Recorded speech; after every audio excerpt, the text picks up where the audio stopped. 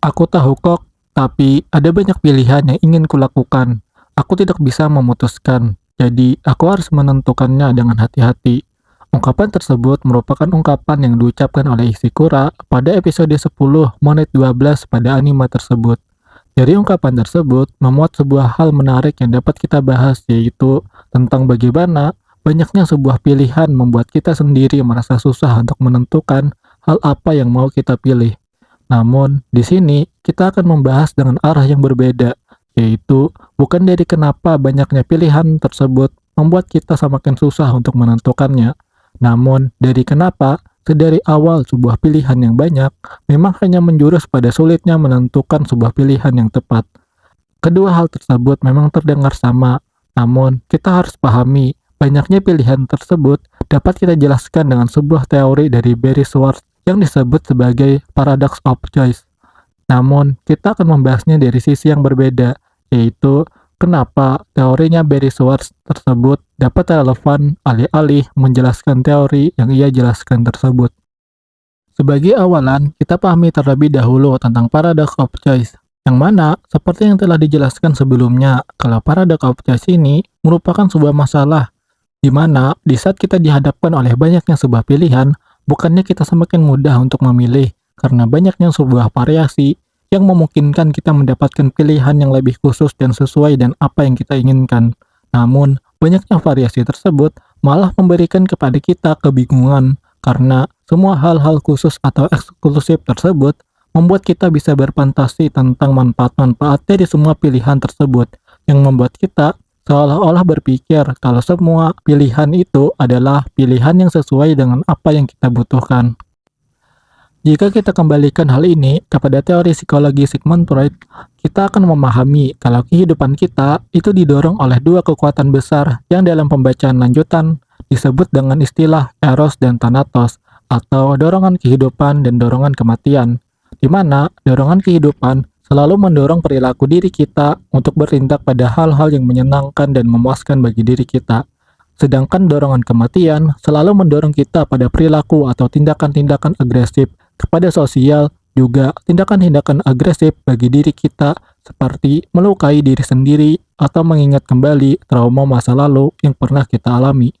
Pada tulisannya, ia mengatakan kalau tindakan manusia dimediasi oleh dua kekuatan besar tersebut. Tindakan manusia yang didorong oleh eros atau dorongan kehidupan, ini mungkin merupakan teori yang mudah dan sering kita dengar dari orang lain. Salah satu tokoh terkenal yang mengemukakan hal ini pada masa lampau adalah Charles Darwin, yang mengatakan kalau hasrat fundamental manusia adalah tentang mempertahankan kehidupannya. Sedangkan tokoh yang mengatakan kalau hasrat fundamental manusia itu disebabkan oleh dorongan kematian, itu bisa kita temukan dalam teori yang dijelaskan oleh Friedrich Nietzsche tentang konsep Übermensch. Dari hal ini, mungkin kalian akan bingung bagaimana dua hal bertentangan tersebut tentang hasrat fundamental manusia yang menentukan perilaku manusia tersebut memiliki titik hubung dan saling berkorelasi satu sama lain. Konvergensi atau titik temu di antara pandangan yang bertentangan tersebut itu bisa kita pahami dengan teori dialektikanya Hegel yang mengatakan kalau setiap tesis yang ada akan selalu bergandengan dengan nilai antitesis yang lambat laun akan menimbulkan sintesis yang mendamaikan kedua hal yang bertentangan tersebut. Yang dalam konteks ini adalah tentang hasrat fundamental manusia. Kita harus pahami terlebih dahulu kalau usaha manusia untuk mempertahankan kehidupannya adalah selalu dengan mengambil resiko untuk mengorbankan dirinya sendiri untuk mendapatkan hal yang dapat membuatnya menjadi hidup. Dalam contoh yang Darwin jelaskan tentang makhluk hidup yang ingin melanjutkan keturunannya, makhluk hidup tersebut harus bersaing dengan makhluk hidup lainnya untuk merebutkan seorang betina untuk dibuahi. Dari hal ini, kita dapatkan sebuah tesis dan antitesisnya, yaitu dalam usaha untuk mempertahankan dan melanjutkan kehidupannya, sebuah makhluk hidup harus mengambil tindakan agresif dan konfrontatif untuk mendapatkan hak mempertahankan dan melanjutkan kehidupannya tersebut pada sumber daya yang terbatas yang tersedia di lingkungannya, sebuah antitesis. Hal ini yang lambat laun menjadi pemicu dari timbulnya ilmu ekonomi, yaitu sebuah ilmu yang berupaya untuk mengelola sumber daya yang terbatas untuk memenuhi kebutuhan manusia yang tak terbatas.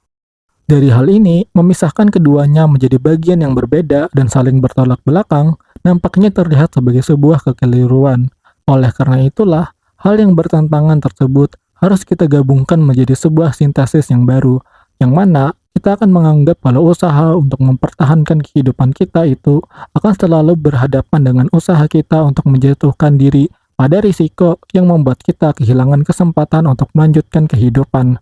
Dengan hal inilah, pertentangan tersebut dapat kita satukan dan menjadi hal yang tidak dapat dipisahkan. Namun, dalam hal penyatuan ini, lambat laun akan menciptakan sebuah dilema tersendiri bagi manusia, yaitu tentang dua hal yang sama-sama dipandang sebagai usaha untuk mempertahankan diri, namun memiliki cara dan usaha yang berbeda untuk mendapatkannya,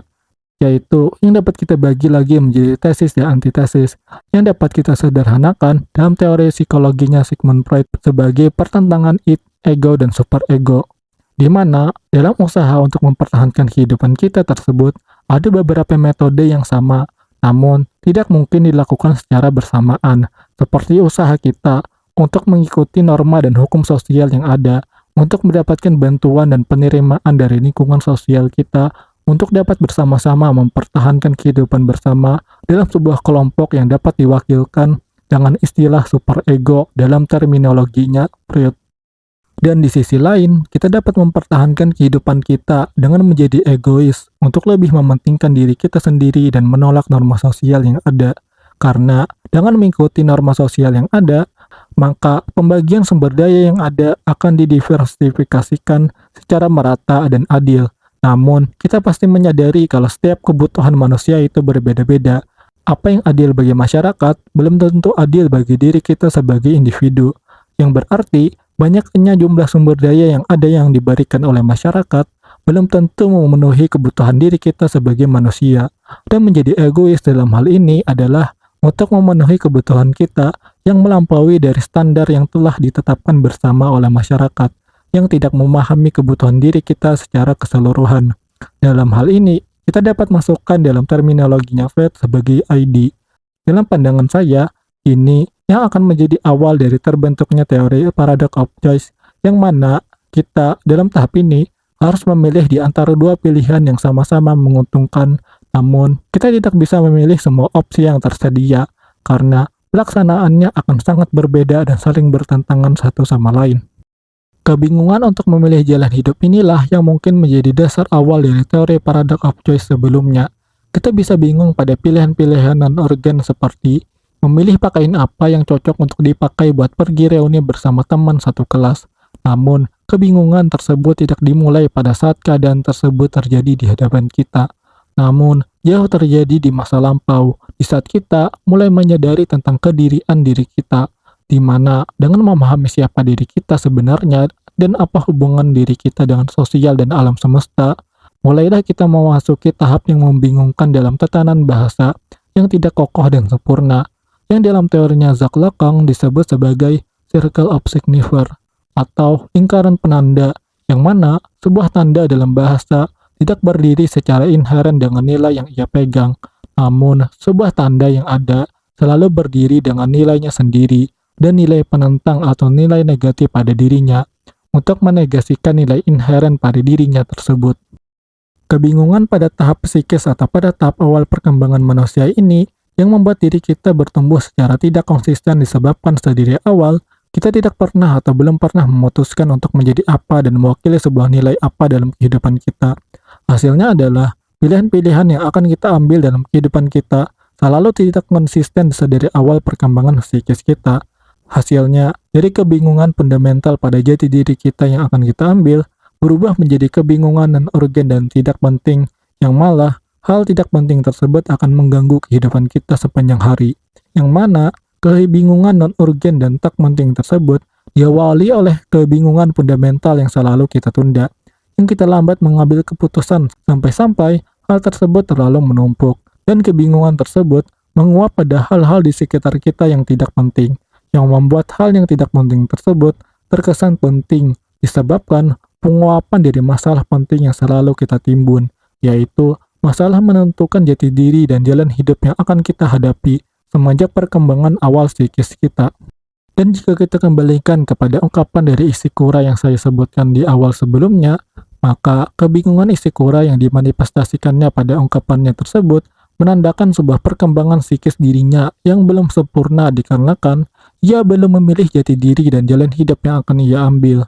yang menghasilkan kebingungan di saat ia menghadapi sebuah pilihan yang sama-sama mempertahankan kehidupannya, namun berbeda dalam hal pelaksanaan, yaitu antara menjadi seorang moralis atau menjadi seorang egois. Dua-duanya itu sama-sama berakhir pada mempertahankan kehidupan sebagai makhluk hidup, namun keduanya berbeda secara tindakan yang akan diambil. Jika sedari awal Ishikura tidak memilih jati diri yang akan ia ambil, maka pilihan-pilihan hidup yang harus ia jalani setelah dari masalah memilih jati diri tersebut akan menjadi kebingungan tersendiri, walaupun pilihan-pilihan tersebut tidak penting dan terkesan remeh disebabkan tidak adanya standar yang menjadi penilaian dan patokan final terhadap pilihan yang ada. Akhirnya adalah, untuk pilihan yang remeh, kita harus berpikir lama dengan pertimbangan yang mendalam, disebabkan tidak adanya standar minimum yang menjadi patokan oleh diri kita tersebut.